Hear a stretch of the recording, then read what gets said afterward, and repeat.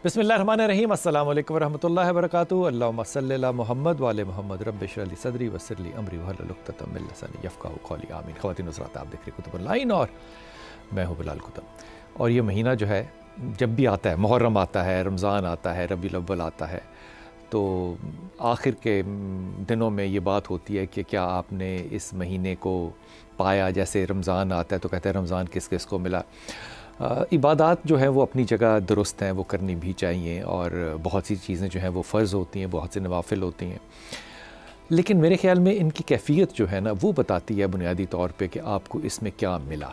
जब रबीउल अव्वल शुरू हुआ तो वो मुबारकबादों के जो SMS चले थे उनको अगर एक तरफ रखते हैं तो जिस जिसके दिल में वो कैफ़ियत उतरी होगी, जिसके आँखों में दो आंसू आए होंगे, मेरे ख़्याल में उसको तो पहली रबीउल अव्वल को ही रबीउल अव्वल का महीना जो है वो तक़द्दुस के साथ यकीनन मिल गया होगा। आज बात करेंगे हम इसी महीने पे, उस शख्सियत पे जिसके लिए कि ये महीने का जो खुशी है, या बहुत से दोस्तों के नज़दीक शायद और अल्फाज इस्तेमाल करने चाहिए, लेकिन मैं अपने तरफ से तो सिर्फ यही कर सकता हूँ कि नबी का जहाँ भी ज़िक्र हो वहाँ सिर्फ खुशी का इज़हार ही हो सकता है, सीरत का इज़हार हो सकता है, और कोई भी नहीं। हज़रत अब्दुल मुत्तलिब जो थे, अभी उनके पास थे रसूल पाक सल्लल्लाहु अलैहि वसल्लम, तो एक आपके बेटे थे ज़ुबैर, एक हज़रत हमज़ा। तो ये एक दफ़ा ना कहीं से, मैं पहले अपने मेहमानों का तारुफ़ करवा दूँ।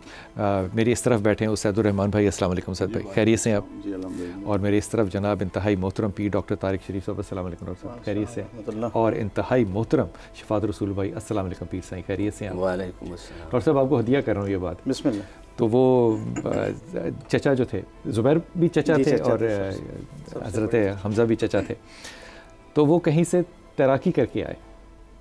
पढ़ा वाक़या कैसा खूबसूरत वाक़या, क्या खूबसूरत वाक़या। वो कहीं से तैराकी करके आए, तो जब आए तो हज़रत अब्दुल मुत्तलिब को जो है वो लगा कि आप मेरे इस बच्चे को क्यों नहीं साथ लेके गए।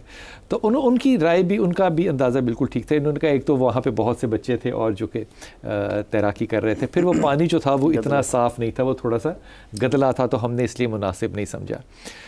तो अब मैं इस बात को छोटा करता हूँ, तो हज़रत अब्दुल मुत्तलिब जो हैं वो पूरे जाहो जलाल के साथ जो है वो मेरे नबी पाक सल्लल्लाहु अलैहि वसल्लम जो कि बच्चे हैं। फिर मैं कहता हूँ ना कि वो एलानिया जो नबूवत होती है वो एक अलग मामला है, लेकिन जब नबूवत है तो वो तो हदीस आपको याद होगी कि जब मट्टी और पानी के दरमियान थे तो नबूवत जो थी वो वहाँ पे कायम थी आसमानों पे। लेकर गए तो रसूल पाक सल्लल्लाहु अलैहि वसल्लम जब वहाँ जा रहे थे तो वहाँ से तमाम बच्चे जो हैं वो उस तालाब से बाहर निकल गए। ऐसा ही रखा, अभी वो बच्चे हैं अभी, और जो ही आपने अपना पाँव रखा तो वो जो गदला पानी था वो साफ़ हो गया। ऐसे ही था, बिल्कुल ऐसे। डॉक्टर साहब, मैं जब ये बात पढ़ता हूँ, जब मैं सोचता हूँ ऐसे लाखों और करोड़ों ऐसे वाक़यात, तो मेरे दिल में ये बात आती है कि ये जो हम अपनी कम अक्ली या कम इल्मी, या मैं बुग़्ज़ का लफ्ज़ नहीं इस्तेमाल करना चाहता, हम जब ये कहते हैं ना कि ईमान फ़लाँ शख्स ईमान नहीं लाए, अब यहाँ पे गौर फरमाइए कि जो मोजज़ा है वो तो सरेआम पब्लिकली हो रहा है। वो जो सारे बच्चे निकले हैं उनको भी इस बात का इल्म है, हालांकि उनमें से किसी का नाम नहीं पता। यहाँ तो चचाओं का और दादा का नाम हमें इल्म है। तो वो मेरे नबी के जो किरदार हैं इन पे बात करेंगे आज। और मेरे ख्याल में इब्तिदा जो है वो सैयद भाई आपसे करते हैं, क्योंकि आप मेरे इस तरफ तनहा बैठे हैं, ये दो साथी मेरे इकट्ठे बैठे हैं। हुजूर, ये यहाँ से इब्तिदा करते हैं। अल्लाह के नज़दीक, गुमान की बात कर रहा हूँ मैं, अल्लाह के नज़दीक रसूल पाक सल्लल्लाहु अलैहि वसल्लम का जो ज़हूर है ये करना क्यों ज़रूरी था? सुभान अल्लाह, बहुत प्यारी बात आपने की है। बात तो बनती है ना जी। हो लाखों सलाम उस आका पर, बुत लाखों जिसने तोड़ दिए। हो लाखों सलाम उस आका पर, बुत लाखों जिसने तोड़ दिए। दुनिया को दिया पैगाम सुकून, तूफ़ानों के रुख मोड़ दिए। बेशक उस हादिये बरहक ने क्या क्या न दिया इंसानों को दस्तूर दिया, मंशूर दिया, कुछ राहें दी, कुछ मोड़ दी। जैसे ही अभी आपने बात की है तो मेरे दिल में भी एक बात आ गई, हदीस मुबारक में आती है कि हुजूर नबी पाक सल्लल्लाहु अलैहि वसल्लम एक सफ़र में गए तो रास्ते में ये हुआ कि मुशरिकीन के जो बच्चे थे वो उन्होंने सैयदना बिलाल रज़ी अल्लाह तआला अन्हु की नकल उतारना शुरू कर दी जी। तो हुजूर नबी पाक सल्लल्लाहु अलैहि वसल्लम ने उन बच्चों में से एक बच्चे को बुलाया, अबू महज़ूरा रज़ी अल्लाह तआला मारूफ सहाबी हैं, तो उनको बुला के उनके यहाँ सर से बालों से पकड़ा और कहा बेटा कहो जो कह रहे हो। अच्छा। तो जैसे आप कह रहे थे ना कि वो जो गदला तालाब था वो साफ़ हो गया, تو ابو اندر جو کچھ تھا ساری وہ صاف ہو گیا. تو حضور نبی پاک صلی اللہ علیہ وسلم سے اس بچے نے پتہ کیا کہا حدیث میں آتا ہے, اس نے کہا کہ ٹھیک ہے اللہ اکبر, اس نے کہہ دیا اشہد ان لا الہ الا اللہ کے اوپر آ کے تھوڑا سا خاموش ہوا, پھر کہہ دیا. جب تیسرا جملہ کہا حضور صلی اللہ علیہ وسلم نے تو اس نے کہا ماں نے کیا سی اے نہیں کہنا, لیکن حضور نبی کریم صلی اللہ علیہ وسلم دیکھیں آج ہم کہتے ہیں کہ بزرگوں کی توجہات ہیں اور جو خاتم النبی صلی اللہ علیہ وسلم ان کی توجہات کیا ہوں گی, اور وحی الہی اللہ کے ساتھ ایک وہ جو ایک مسلسل ایک رابطہ وہی کے ساتھ ہی تو سارا معاملہ چل رہا تھا یہاں پہ. تو حضور نبی پاک صلی اللہ علیہ وسلم نے جب یہ کہا تو انہوں نے کہہ دیا تو آپ نے چھوڑ دیا. اب کہا جاؤ, وہ پھر گئے نہیں, وہ پھر گئے نہیں, جانا کہاں تھا, وہ خادم بن کے رہے اور وہ جناب سمجھ لیں کہ ایک ڈپٹی مؤذن بن گئے. تو یہ مجھے بات وہاں سے یاد آ گئی. اب آپ کی جو بات آپ نے جو سوال کیا, حضرت ابراہیم علیہ السلام جن کے متعلق حضور نے خود ارشاد فرمایا انا ثمرۃ دعوت ابی ابراہیم, میں اپنے باپ حضرت ابراہیم علیہ السلام کی دعاؤں کا ثمرہ بن کر دنیا میں مبعوث ہوا ہوں. انہوں نے جب اللہ تعالیٰ سے دعائیں تو بڑی مانگی, ابراہیم علیہ السلام نے, وہ ساری پہلے سپارے میں سورہ بقرہ میں موجود ہیں. ان ساری دعاؤں کے اندر جو سب سے اہم جو دعا تھی وہ یہ دعا تھی ربنا وبعث فیہم رسولا. وہ جو اس کے اندر جو 4 مقاصد بیان کیے گئے ہیں نا, وہ حضور صلی اللہ علیہ وسلم کی بعثت کے مین 4 مقاصد وہی ہیں. یتلو علیہم آیات, یتلو علیہم آیات, قرآن کریم کی تلاوت کریں, یعلمہم الکتاب, انہیں کتاب کی تعلیم دیں, والحکمہ, انہیں سنت کی تعلیم دیں, ویزکیہم, ان کا تزکیہ کریں. اور اللہ تعالیٰ نے ارشاد فرما دیا لقد من اللہ علی المؤمنین اذ بعث فیہم رسولا, کہ میں نے بڑا احسان کیا ہے. اور اس احسان کے بعد کہا کہ وہ نبی پیغمبر بھیج دیے ہیں صلی اللہ علیہ وسلم جنہوں نے آ کے یہ 4 کام ہی کرنے ہیں, اور حضور صلی اللہ علیہ وسلم نے وہ سارے کے سارے کام کیے. اس لیے میں کہا کرتا ہوں کہ حضور نبی کریم صلی اللہ علیہ وسلم مبلغ اعظم بھی ہیں, مرشد اعظم بھی ہیں, معلم اعظم بھی ہیں, اور حضور نبی پاک صلی اللہ علیہ وسلم پوری انسانیت کے لیے, پوری انسانیت کو لِأُتَمِّمَ مَكَارِمَ الْأَخْلَاق, آپ اخلاق سکھانے کے لیے آئے. حضور صلی اللہ علیہ وسلم کی جو بعثت کے مقاصد یہی ہیں کہ حضور انہیں قرآن کی تعلیم دیں, حکمت سنت کی تعلیم دیں, ان کا تزکیہ کریں. اور یہاں پر جو دعا مانگی نا, اس دعا کے اندر تو کہا نا کہ آخر میں کہا وَيُزَكِّيهِمْ, لیکن جب اللہ تعالیٰ نے ذکر فرمایا تو وَيُزَكِّيهِمْ کا ذکر پہلے کیا, یعنی سب سے پہلے ان کے قلوب و اذہان کو رسول اللہ صلی اللہ علیہ وسلم نے منور کیا, معطر کیا, اور جو بھی شرک تھا, رسومات اس زمانے کی تھیں, وہ ساری کی ساری نکال دیں. آپ صرف ایک چھوٹی سی مثال لے لیں کہ اتنا گرا ہوا زمانہ تھا, گری ہوئی سوسائٹی تھی کہ بھیڑ بکریوں کے اوپر, چشموں کے اوپر لڑنے والے, 100 سال تک لڑنے والے, حضور نبی پاک صلی اللہ علیہ وسلم نے ان کے اندر ایسی ان کا تزکیہ کیا کہ وہ ایک دوسرے کے اوپر جان قربان کرنے والے ہوں. پیر صاحب آپ کی طرف آتا ہوں, آپ کے نزدیک گمان کی بات ہے کہ اللہ کے نزدیک رسول پاک صلی اللہ علیہ وسلم کی آمد کا کیا مطلب ہے اور کیا مقصد ہے؟ بسم رب محمد کریم علیہ الصلوۃ والتسلیم. سب سے پہلے تو یاداوری کا شکریہ. اور ماہ ربیع الاول جسے ہم ربیع النور بھی کہتے ہیں اور ربیع الرحمہ بھی کہتے ہیں, حضرت حسان بن ثابت رضی اللہ تعالیٰ عنہ نے جو رسول اللہ صلی اللہ علیہ وسلم کے مناقب بیان کیے, اس میں انہوں نے حضور کی نسبت سے اس مہینے کو ربیع الرحمہ کہہ کے پکارا ہے. اور شاید اور بے شک کیونکہ یہ رحمت تو مختلف ادوار میں انسانوں کو کسی نہ کسی انداز میں اللہ کی میسر رہی, لیکن وہ رحمت اپنے درجہ کمال کے اوپر, اپنی تکمیل کے مرحلے پر جو ہے اگر نظر آتی ہے تاریخ میں, تو وہ یہی رجحان ساز عہد ہے انسانی تاریخ کا, جس وقت آقا کریم علیہ الصلوۃ والسلام کو مبعوث کیا جاتا ہے, آپ کی دنیا میں تشریف آوری ہوتی ہے. اور آپ یہ دیکھیں کہ میرے رسول جو ہیں, اللہ رب العزت نے ان کو اپنی مخلوق کے اندر بشارتیں, عزتیں اور آسانیاں تقسیم کرنے کے لیے مبعوث فرمایا. بشارتیں, آسانیاں اور عزتیں تقسیم کرنے کے لیے. آپ دیکھیں آقا کریم کی نسبت میں جو چیز جس عنوان کے تحت بھی آ گئی ہے, اسے اللہ نے ایک لافانی عزت جو ہے وہ عطا کر دی ہے. میں گفتگو کے دوران جب آپ جناب عبد المطلب کا وہ احوال بیان کر رہے تھے, اور سرکار دو عالم صلی اللہ علیہ وسلم جو ہیں وہ اپنے چچا جان کے ساتھ, بلکہ اپنے 2 چچاؤں کے ساتھ اور اپنے دادا جان کے ساتھ, یہ وادی اجیاد یہاں پہ سرکار دو عالم صلی اللہ علیہ وسلم, یہ جو جوہر تھا, یہ جو تیلاب تھا, جو حضور کے آنے کے بعد پھر شفاف تیلاب ہو گیا, یہ وادی اجیاد کے اندر تھا, جہاں پہ سرکار دو عالم صلی اللہ علیہ وسلم نے بعد میں اس کی نسبت اس وادی کی یہ بھی ہے کہ میرے آقا نے ذرا نسبتاً لڑکپن کی عمر میں جا کے وہاں پر بکریاں چرائی ہیں, اور وہ جو حضور نے مدینے کے اندر جب حضور مدینے میں داخل ہو رہے تھے نا، تو ایک شخص نے حضور کے قافلے کے پچھلے جو لوگ تھے ان میں سے کسی سے راستہ پوچھا، تو اس کا لہجہ جو تھا اسے سن کے حضور متوجہ ہوئے، پیچھے مڑ کے دیکھا اور کہا کہ تم مکے کے رہنے والے تو نہیں؟ تو اس نے کہا کہ یا رسول اللہ میں وادی اجیاد کا رہنے والا ہوں۔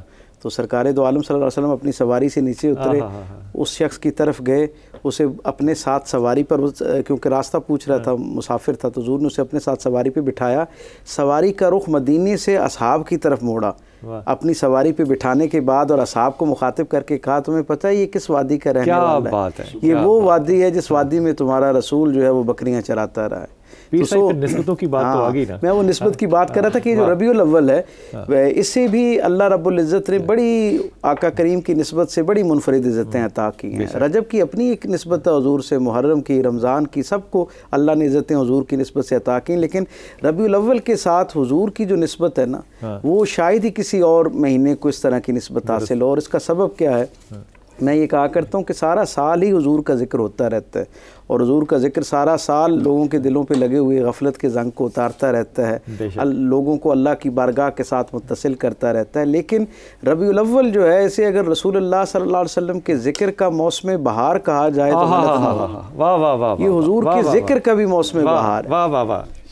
کیا خوبصورت بات کی اشفاق بھائی۔ میں اگلے حصے میں جب آپ مجھے اجازت دیں گے اول کی وہ 5 خصائل بیان کرنا چاہوں گا جو رسول اللہ صلی اللہ علیہ وسلم کی نسبت سے اللہ رب العزت نے اس مہینے کو عطا کر رکھے۔ جی بسم اللہ بسم اللہ شفاعت بھائی۔ بسم اللہ الرحمن الرحیم۔ نبی پاک صلی اللہ علیہ وسلم جب اپنی والد کی پیشانی میں تھے، واہ کیا خوبصورت جملہ کا ہے شفاعت بھائی، سلامت رہیے۔ والد کی پیشانی میں تھے، کیا خوبصورت جملہ کا ہے یار۔ تو دنیا اس وقت سیدنا عبداللہ سے جنت میں جائیں گے انشاءاللہ تعالی، انشاءاللہ تعالی۔ اسی بات پہ کیا ادب کا جملہ کا ہے آپ نے، واہ واہ واہ واہ۔ شکریہ۔ بس کچھ لمحات قبولیت کے ہوتے ہیں، اللہ آپ کی دعا کو قبول فرما لے۔ یہ القاء ہے، اور ہم سب کے آمین آمین۔ واہ۔ تو اس وقت لوگوں نے حضور صلی اللہ علیہ وسلم کی عظمت کو سیدنا عبداللہ رضی اللہ تعالی عنہ کے شان، قدر، منزلت اور جو آپ سے کرامات کا ظہور ہو رہا تھا اس سے پہچاننا شروع کر دیا کہ اب جو آنے والا ہے وہ غیر معمولی ہی نہیں بلکہ بہت غیر معمولی ہوگا، اور اس کی زندگی کا ہر رخ، ہر پہلو ایک معجزہ ہوگا۔ مثلا سیدنا عبداللہ رضی اللہ تعالیٰ عنہ ابھی غیر شادی شدہ تھے، تو آپ کو ایک اہل کتاب میں سے ایک عورت آپ کو آفر کرتی تھی کہ مجھ سے شادی کر لیں، اور سارا مال، سارا متاع، جائیداد آپ لے لیں، بس مجھے اپنی، اور تقریباً ہر تفسیر کی کتاب میں ہر تفسیر، اور تقریباً ہر مسلک کی تفسیر میں اور ہر دین کی کتابوں میں یہ واقعہ موجود ہے۔ بالخصوص جو یہود کی کتاب ہے جو 28 جلدوں پر مشتمل ہے، تلمود جو ان کی بنیادی کتاب ہے، اس میں بھی یہ واقعہ موجود ہے۔ تو نبی پاک صلی اللہ علیہ وسلم اپنے والد سے گئے، انہوں نے کہا کہ اس طرح ایک یہودی عورت ہے، عالمہ ہے، فاضلہ ہے، وہ مجھ سے شادی کرنا چاہتی ہے۔ تو آپ نے فرمایا میں تو تمہاری شادی کا فیصلہ سیدہ آمنہ سے کر چکا ہوں۔ فرما بردار لوگ تھے، ماں باپ کے سامنے سر اٹھا کے بات کرنے والا زمانہ نہیں تھا، تو انہوں نے کہا ٹھیک ہے۔ نہیں اب بھی نہیں ہے، بغاوت کر جاتے ہیں ہم لوگ، اب بھی نہیں ہے۔ تو سیدنا عبداللہ سے آپ کے والد سیدنا عبد المطلب نے فرمایا کہ آمنہ سے کر لو شادی، پھر تم جس سے مرضی کر لینا۔ تو جب شادی ہو گئی تو وہ آپ گئے اس کے پاس، تو اب وہ آپ کی طرف پلٹ کے نہیں دیکھتی تھی۔ آپ نے فرمایا کہ میں تو اب تمہاری جو خواہش تھی میں اس کی تکمیل کے لیے تمہاری دعوت کو قبول کرنے کے لیے آیا ہوں، تو تم میری طرف دیکھتی نہیں ہو۔ اس نے کہا کہ جس چیز کی مجھے طلب تھی وہ سیدہ کے وہ کوئی اور خوش نصیب لے گئی۔ واہ واہ واہ واہ واہ واہ۔ تو مجھے تو آپ کی طلب نہیں تھی، مجھے تو اس کی طلب تھی جو میں چمکتا ہوا آپ کی پیشانی میں دیکھتا تھا۔ اور ہمارے الہامی کتابوں میں یہ موجود تھا کہ نبی آخر الزماں، اور نبی آخر الزماں کے نور سے حاملہ ہونے کی اس یہودیہ کی کیوں خواہش تھی؟ کیونکہ اس نے پڑھا تھا، خواہش تھی، خبر تھی۔ اچھا خبر تھی، خواہش ہوئی، اور کیوں تھا؟ اس کی وجہ یہ تھی کہ سیدنا موسیٰ علیہ السلام نے اللہ سے کہا تھا کہ کہ یہ نبوت یا رسالت یہ کتاب مجھ سے واپس لے لو۔ رب نے پوچھا اس کے بدلے میں کیا تم مجھ سے لینا چاہتے ہو؟ کہا کہ نبی آخر زمان کے امتی ہونے کا شرف مجھے عطا فرما دیں۔ کاش ہم اس امتی ہونے کے شرف کو ہم آج سمجھ سکتے ہیں کہ یہ شرف اتنا بڑا شرف ہے کہ اس کے مقابلے میں دنیا کے سارے شرف۔ گفتگو فرما رہے ہیں نا، اس سے بڑے پردے کھل جاتے ہیں۔ ایک تو ڈاکٹر صاحب اس میں سے پردہ یہ کھل جاتا ہے کہ جب اللہ کے رسول صلی اللہ علیہ وسلم ابھی تشریف نہیں لائے تو لوگوں کو علم ہے اس بات کا کہ نبی پاک صلی اللہ علیہ وسلم نے تشریف لانا، یہ صرف خواہش نہیں ہے، یہ خبر بھی ہے اور ان تک ہے۔ اور ہم ایسے میں کیا کہوں اچھے لوگ ہیں کہ ہم نے یہ موضوع جو ہے کہ کون مسلمان تھا، کون کلمہ گو تھا، کون نہیں تھا، اس پہ بھی بحث شروع کر لی۔ میں پہلے شامل کر لوں سعد بھائی، وہ جو بچپنا ہے اس میں خبر ہے سب کو، وہ بہت سے واقعات بخاری شریف میں بھی ملتے ہیں، وہ راہب کا واقعہ بھی ملتا ہے، وہ درخت کے نیچے بیٹھنے کا واقعہ بھی ملتا ہے۔ یہ ساری تکمیل جو ہے، یہ ساری جو کیا کہنا چاہیے، یہ ساری ایک کانسٹیٹیوشن بن رہی ہے جو کہ ایک شخصیت کو ایک پروجیکشن تو نہیں میں کہہ سکتا، ہمارے لیے ایک راہ راستہ جو ہے وہ نشاندہی کی جا رہی ہے کہ اس راستے پہ یہ شخصیت جو ہے یہ گرو کر رہی ہے، کیونکہ ہم نے تاریخ میں ان ہستی کا بچپن سے لے کے جوانی سے لے کے تبلیغ سے لے کے پردہ فرمانے تک ساری زندگی جو ہے وہ ایک صادق اور امین کے طور پہ دیکھنی ہے۔ تو یہ جو صادق اور امین ہے، میں نہیں سمجھتا کہ یہ بچپن میں نہیں ہے، یہ جو کردار بچپن کا ہے اور راہبوں کو پتہ ہے کہ یہ نبی ہیں اور دنیا کو نہیں پتہ، باقیوں ہمیں نہیں پتہ۔ بلال بھائی دیکھیں، بات یہ ہے کہ حضور نبی کریم صلی اللہ علیہ وسلم کی جو آمد ہے، آپ کی جو آپ صلی اللہ علیہ وسلم دنیا میں مبعوث ہوئے ہیں، آپ صلی اللہ علیہ وسلم کی ولادت باسعادت سے ہزاروں سال پہلے جب یہ بات شروع ہو چکی تھی، جب قرآن کہہ رہا ہے وَإِذْ أَخَذَ اللَّهُ مِيثَاقَ النَّبِيِّينَ لَمَا آتَيْتُكُم مِّن كِتَابٍ وَحِكْمَةٍ ثُمَّ جَاءَكُمْ رَسُولٌ مُصَدِّقٌ، یہ جو آیت ہے حضور نبی کریم صلی اللہ علیہ وسلم کی ولادت سے پہلے اللہ تعالیٰ سارے نبیوں سے یہ عہد لے رہے ہیں، میثاق لے رہے ہیں، وہ ایک آخر میں نبی آئیں گے، اس کے اوپر ایمان لانا ہے، اس کی نصرت کرنی ہے۔ اقرار کرتے ہو کہ نہیں کرتے؟ اور وہ سب نبی کہہ رہے ہیں ہم اقرار کرتے ہیں، اور اللہ تعالیٰ اس عہد کا گواہ ہیں۔ اچھا، یہ تو وہ عہد تھا جو اللہ تعالیٰ نے انبیاء سے لیا۔ ایک دوسرا عہد بھی تھا جو اللہ تعالیٰ نے ساری انسانیت سے لیا، وہ کیا تھا؟ الستو بربکم قالوا بلی۔ پہلے ساری انسانیت سے اپنی ربوبیت کا میثاق لیا، اور پھر حضور صلی اللہ علیہ وسلم کی نبوت کا، رسالت کا یہ عہد لیا۔ اور دیکھیں بات تو شروع ہو جاتی ہے حضرت آدم علیہ السلام، بلکہ اس سے بھی پہلے آدم علیہ السلام جب کہہ رہے ہیں کہ جناب میں وہ پانی اور غارے کے مٹی کے درمیان تھا، اور پھر حضور صلی اللہ علیہ وسلم فرماتے ہیں کہ میں ابراہیم علیہ السلام کی دعاؤں کا ثمرہ ہوں، میں حضرت اپنا عیسیٰ علیہ السلام کی وَمُبَشِّرًا بِرَسُولٍ یَأْتِی مِن بَعْدِی اسْمُهُ احمد، وہ بشارتیں ہیں۔ اور یہ تو وہ ایک بشارت ہے، ورنہ ہر نبی نے آ کر اللہ کی ربوبیت کی بات کی اور حضور صلی اللہ علیہ وسلم کی نبوت کی، رسالت کی، ختم نبوت کی بات کی ہے، ہر دور میں ہوتی رہی ہے۔